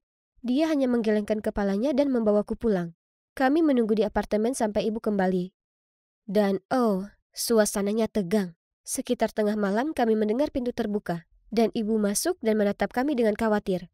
Dia mulai mengusir Frankie keluar dari sana, tapi aku menyelanya. Bu, aku tahu segalanya. Kamu sudah tinggal di sini selama 2 tahun. Kamu miskin, dan kamu menipu orang kaya. Sayang, bukan seperti itu. Tenanglah dan aku akan menjelaskan semuanya kepadamu. Jadi, ternyata, setelah menceraikan ayahku, dia bertekad untuk kembali ke AS dan sukses dalam bisnis. Tapi, dia gagal. Dan dia sangat malu. Dia berbohong padaku dan ayah. Kemudian ketika dia mendengar bahwa aku akan datang berkunjung, dia menghabiskan sedikit tabungannya untuk menyewa sebuah villa mewah untukku. Tapi ketika aku tidak sengaja menumpahkan kecap di sofa mahal itu, dia tidak mampu memperbaikinya. Jadi kami diusir. Adapun pria yang bersamaku malam ini, aku bertemu dengannya saat berjalan di luar villa. Dia kaya dan baik. Dia menyukaiku dan aku juga menyukainya.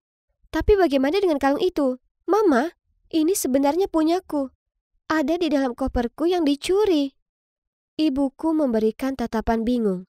Tapi sebelum dia bisa berkata apa-apa, Frankie berseru. Pria itu penipu. Aku dan ibu ternganga saat melihat Frankie yang menoleh ke arahku dan berkata, maaf, tapi menurutku kalian perlu tahu yang sebenarnya. Lalu Frankie memberitahu kami bahwa pria itu tidak lain adalah ayah Zack. Setelah mengantarku kembali ke villa, Zack mengira ibuku kaya. Jadi dia membujuk ayahnya untuk datang dan menggodanya. Tapi bagaimana kamu menggali informasi tentang orang-orang ini? Karena aku kenal Zack. Ketika aku melihat Alana mengejarnya, aku tahu dia telah mencuri darinya. Tapi dia temanku. Bagus, jadi kalian berdua berbohong padaku. Lalu aku bergegas masuk ke kamarku, mengunci pintu, dan menangis. Keesokan paginya ibu mengetuk pintuku, tapi aku mengabaikannya. Alana, aku paham kamu kesal padaku, tapi aku meninggalkan sandwich di sini. Jadi setidaknya tolong makan sesuatu. Aku benar-benar minta maaf. Aku cuma mau menjadi ibu yang sempurna untukmu. Kata-katanya membuatku terisak sekali lagi. Tak bisa kukatakan, dari lubuk hatiku yang terdalam, aku merasa kasihan padanya. Setelah itu, aku membuka pintu dan memeluknya erat. Lalu kami berdua saling berpelukan sambil menangis. Aku akan meninggalkan LA hari ini bersama ibu. Dia akan pindah kembali ke Prancis bersamaku, tempat dia bisa memulai segalanya dari awal. Saat aku sedang menyeret koperku ke taksi, Frankie muncul dan meminta maaf kepadaku. Aku hanya mengangkat bahu dan bilang itu tidak penting lagi. Maksudku, setidaknya pada akhirnya dia berterus terang dan menyelamatkan ibuku dari penipu itu. Hei gadis kaya, semoga berhasil. Dan jangan ragu untuk tetap berhubungan denganku. Jadi, bagaimana sekarang? Nah, ibu sudah kembali ke kehidupan Prancis. Dia memiliki pekerjaan baru dan apartemen mewah. Aku pergi dan tinggal bersamanya setiap akhir pekan dan senang akhirnya bisa menghabiskan waktu bersama dia yang sebenarnya. Setidaknya untuk Frankie, iya, kami saling mengirim banyak Snapchat. Jadi, oke, mungkin aku menyukainya. Aku berencana untuk mengunjunginya di musim panas. Semoga perjalananku berikutnya ke AS tidak segila perjalananku yang terakhir.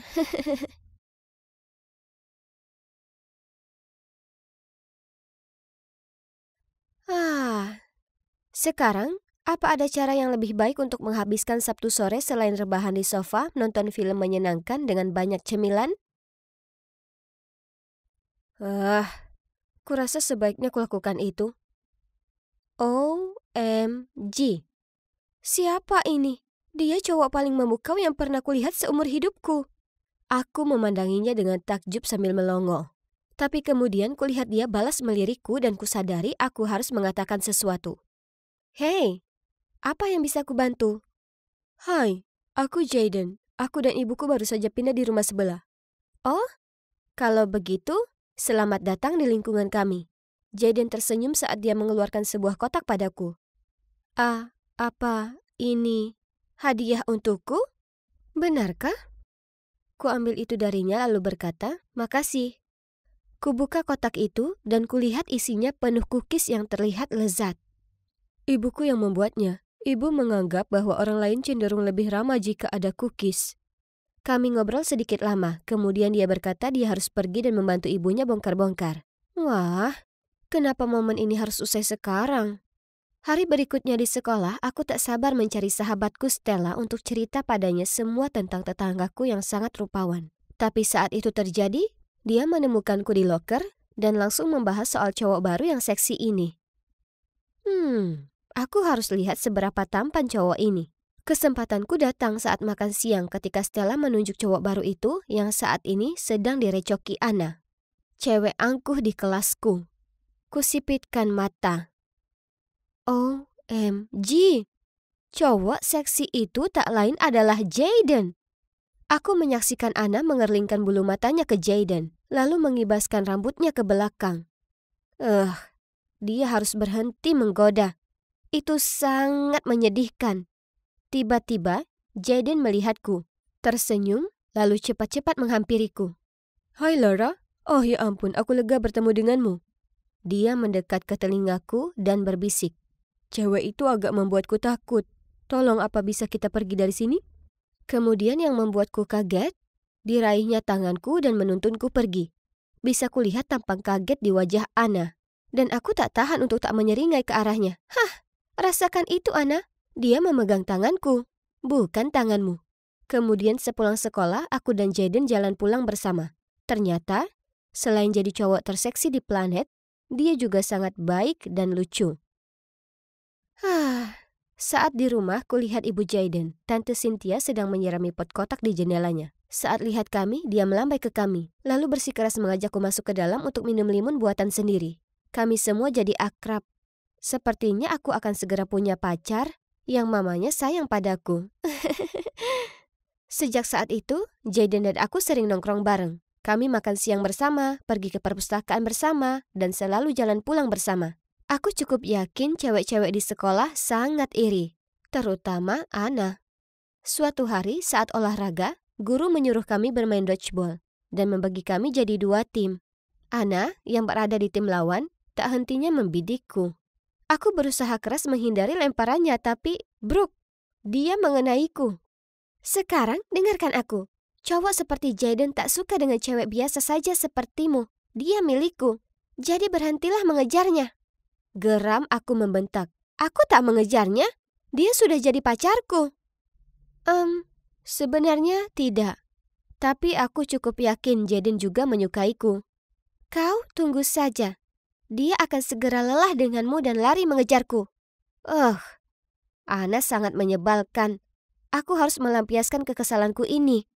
Jadi mengomel ke Stella tentangnya. Lupakan Ana, toh tak ada yang suka dengannya. Sedangkan Jaden, sudah jelas dia menyukaimu. Dia cuma anak baru di sini dan mungkin terlalu malu untuk mengajakmu keluar. Ya, kau mungkin benar. Dia pasti malu-malu.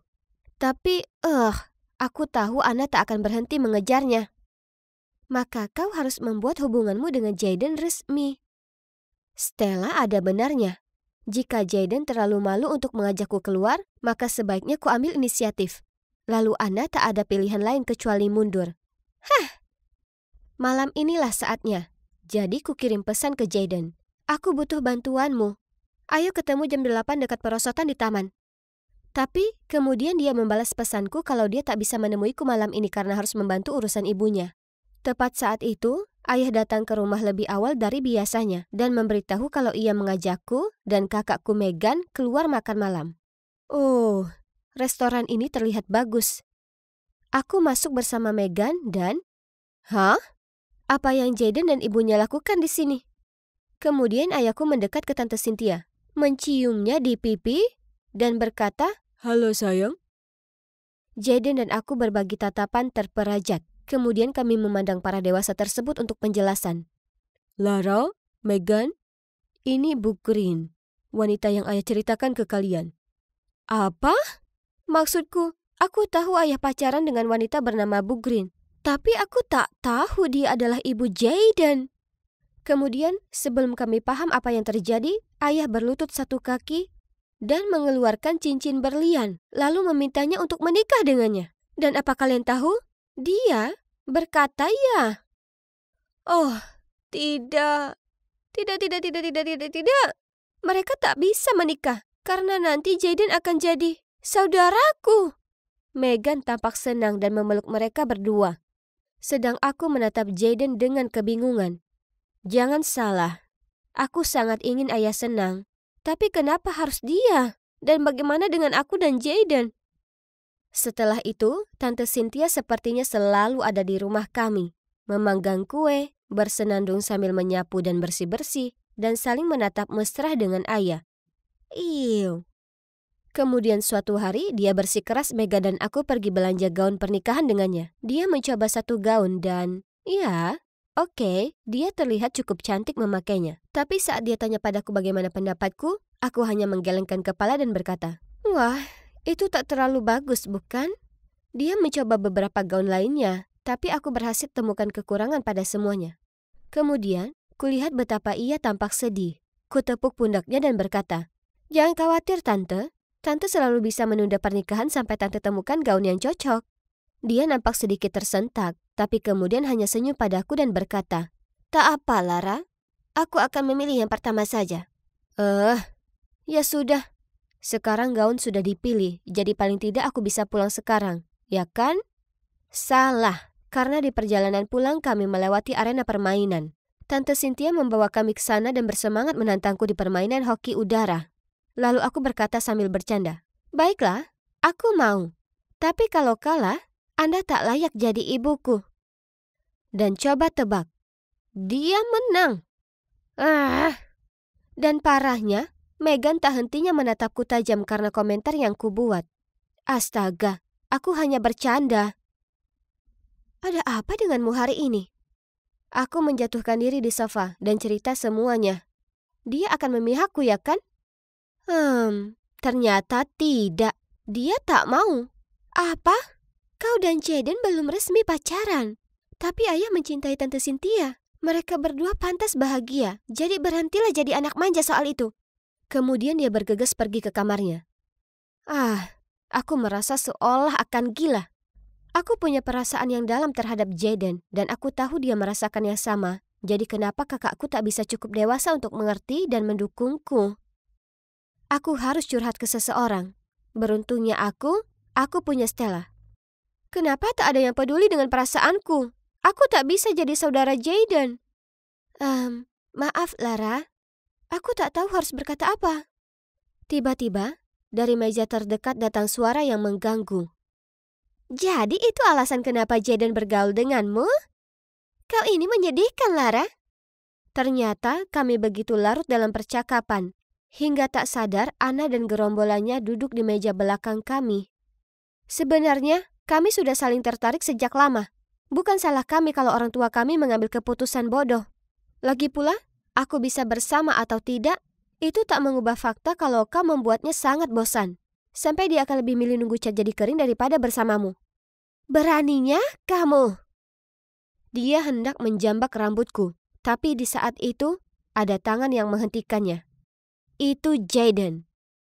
Sore itu, saat kami jalan pulang, aku akhirnya jujur pada Jaden. Aku sangat menyukaimu, selalu demikian sejak pertama kali aku bertemu denganmu. Aku tahu kau juga menyukaiku, tapi kau rasa itu akan aneh karena orang tua kita akan menikah. Mungkin jika kita beritahu, Lara, kau ini gadis yang baik, dan aku memang menyukaimu. Tapi hanya seperti adik. Apa? Bagaimana bisa dia mengatakan itu padaku? Dia pasti menyukaiku juga. Ya kan? Merasakan malu yang tak bisa dijelaskan, aku lari kabur darinya. Saat kurubahkan diri dan mengusap mataku yang basah, yang bisa kupikirkan hanyalah betapa tak adilnya ini. Jadi, saat ayah menyuruhku turun makan malam, lalu aku masuk dan melihat betapa bahagia ayah terlihat, kemarahanku menguasai diriku lalu aku berteriak, "Aku benci ayah dan aku benci Tante Cynthia. Beraninya ayah berusaha menggantikan ibu." Lalu aku bergegas kembali ke kamarku. Kau sangat mengecewakan ayah. Kau tahu itu kan? Aku tak menjawab. Aku juga kecewa, tapi sepertinya tak ada yang peduli dengan perasaanku. Ayah bilang kita diutamakan. Jadi kalau kau benar-benar merasa keberatan, maka ayah akan batalkan pernikahannya. Jujur, aku marah sekali padamu saat ini. Jadi, bagaimana denganku? Kau ini sangat kekanakan dan egois. Aku tak paham kenapa saudariku sendiri bisa begitu tak peduli. Jadi aku berteriak. Memangnya kenapa? Kau tak peduli kalau ibu digantikan dengan wanita munafik? Dan bagaimana denganku? Kenapa tak ada yang peduli perasaanku? Ya Tuhan Lara, sekali saja ini bukan tentangmu. Megan memutar matanya padaku lalu segera pergi. Akhirnya, semua orang berhenti membahas pernikahan bodoh itu. Tapi kenapa aku merasa tak senang akan hal ini? Tante Cynthia tak terlihat lagi datang ke rumah kami. Dan kuperhatikan bagaimana masakan ayah makin lama makin tak karuan. Hingga akhirnya ia berhenti masak dan memesan makanan dari luar. Sementara itu, Jaden tak terlihat dimanapun di sekolah. Stella bertanya ke sana kemari mencari tahu di mana dia dan ternyata dia sudah keluar karena akan kembali ke kota lamanya. Tak mungkin. Sepulang sekolah, aku bergegas menuju rumahnya dan merangsek masuk mendapati dia dan ibunya sedang berkemas. Apa kalian pindah?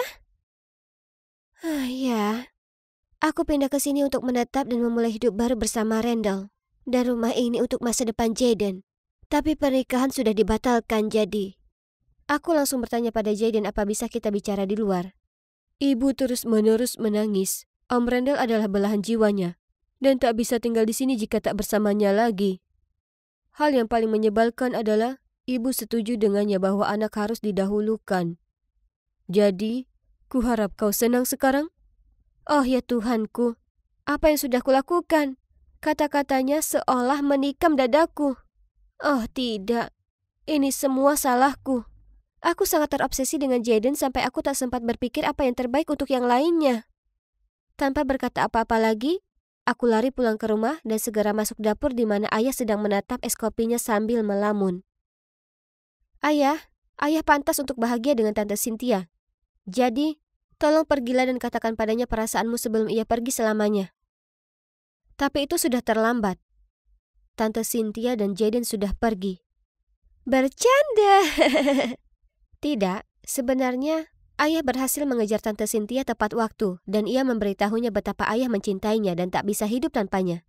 Jadi, coba tebak.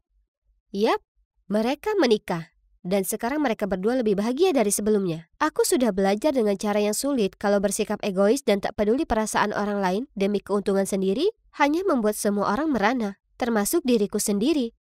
Jadi, sekarang kami jadi satu keluarga besar bahagia.